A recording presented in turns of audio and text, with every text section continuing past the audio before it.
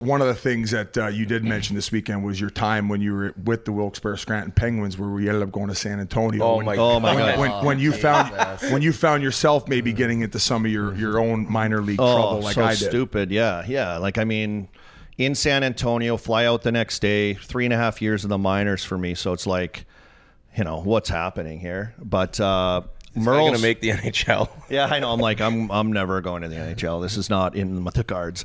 But we went out that night, and if anyone's been to San Antonio, there's like a beautiful area there. Like there's a river walk area.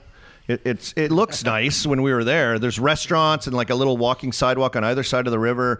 Restaurants, bars, all sort of scattered around, and we ended up kind of just working our way through a bunch of stuff, and then at the end of the night, going home to our hotel. Well, on the way home to our hotel, like a melee broke loose. I got sucker punched. I had a fat lip. I wake up the next day. I come down like it's unavoidable. My lip was like this big. Buckled on this, like, boom, just smoked me.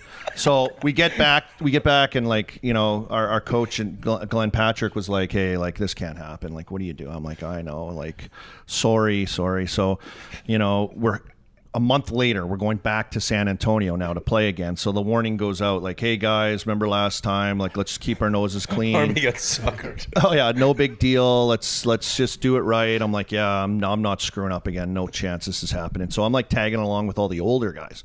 And we just go grab a bite to eat. It's really nice, calm night. We're walking back kind of through this area to the hotel. I come up around the corner and I see Murls and two other guys on the ground, handcuffed at the Riverwalk, and I'm like, "Oh my God!" I'm like, "I am out of here." I'm like, "I am out of here." I had my guy. It was a 1 p.m. game, and then we had a team dinner afterwards. So it was a long day. And I'm telling you, I'll go down in history. I'll go to my grave with this. That those two guys started the fight. They were fighting the bouncers at Howl at the Moon. Is it Howl at the Moon, the piano bars? Yep. Yeah, that's what it was called. And they're fighting the bouncers, and I'm watching this. I'm like, this is a shit show. So I go back in. I grab like 6 of my teammates. Like, you guys got to come out here and like clean this up with me. Like, this is a mess out here. So we all come back out, and they have them handcuffed. They have like the bouncers handcuffed, and I'm standing there and I'm explaining how it all happened to another cop. All of a sudden, he decides to just throw me down and handcuff me. And I'll never forget it. I remember like laughing, like smiling at Army, because I didn't do anything wrong. Like they can't arrest me. I didn't know like about public intoxication. So they throw us in the clink for public intoxication. Which now I understand why you were put in cuffs, because I see you at night on these trips.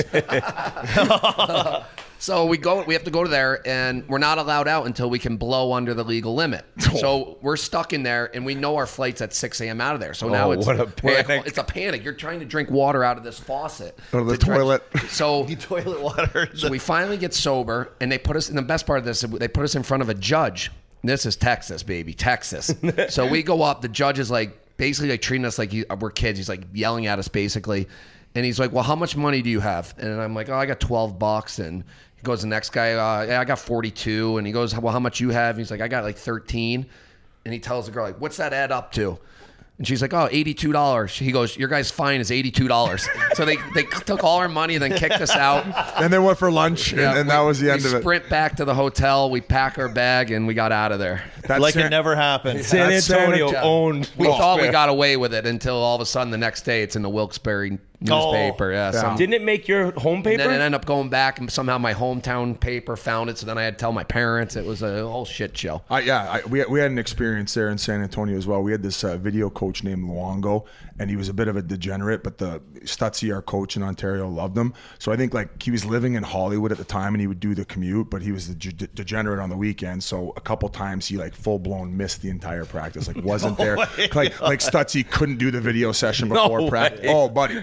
So he got a major pee-pee whacking. They kept him on board, and one of our next trips was going to San Antonio. So we weren't hanging out and partying with the coaching staff or any of these guys on the side. So we had a big, long, heavy night. We ended up at that Howl at the Moon, the piano bar, which is one of the go-to spots in San Antonio. So we're all coming back, a group of us, about like 1:32 in the morning.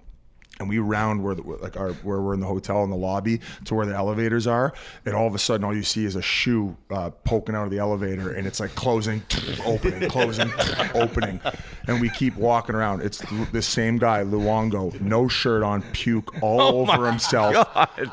With his boot stopping the door. I thought there's no way in a million years this guy ends up off the rails again for the rest of the season. And we have the video somewhere. I actually texted Sean Backman and Vincent Laverde, who were two of the captains on the team, and they're trying to dig it up on their phones because I ended up doing the walk again and videoing it around the corner. helping him. And then straight right in his face. Well, then we helped him up. But So this is a Calder Cup winning video coach. That year you guys won it? We won it the year before. Oh, He got okay. the job when we went to Ontario. So I'm not sure where Luongo is. He's probably in his boat shoes somewhere.